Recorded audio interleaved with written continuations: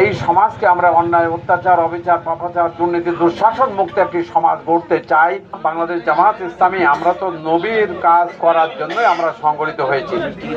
আল্লাহর নবী আর আসবে না, আল্লাহর নবী দুনিয়ার বুকে আর আসবে না। নবী মোহাম্মদ মুস্তাফামের উত্তরসূরি হিসাবে নবী যেমন আল কোরআনকে বাস্তবায়ন করে একটি ন্যায়ভিত্তিক সমাজ গড়েছিলেন, অত্যাচার, অনাচার, পাপাচার মুক্ত একটা সমাজ গড়েছিলেন। বাংলাদেশ জামাত ইসলামের পক্ষ থেকে আমরা সেই কাজই করছি। আমরা এই বাংলার জমিনে আমরা কোরআন কায়েম করে এই সমাজকে আমরা অন্যায়, অত্যাচার, অবিচার, পাপাচার, দুর্নীতি, দুঃশাসন মুক্ত একটি সমাজ গড়তে চাই। সেই হিসাবে আমাদের প্রচেষ্টা, এই অফিস এই কাজেই যেন হয়।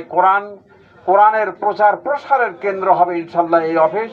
এখানে কোরআনের আলোচনা এবং কোরআন বাস্তবায়নের জন্য এখানে কোরআনের কর্মী যারা তাদের উঠা বসার জায়গা এটা হবে এবং সেই ধরনের আলোচনা প্রশিক্ষণ এখানে ইনশাল্লাহ হবে।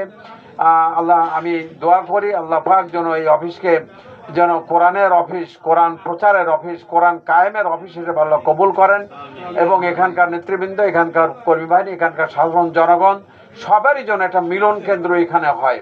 প্রিয় ভাইরা আমার, এখানে হিন্দু মুসলিম যারাই আছেন সবাই এখানে যেন এই অফিসে আসা যাওয়া করতে পারেন।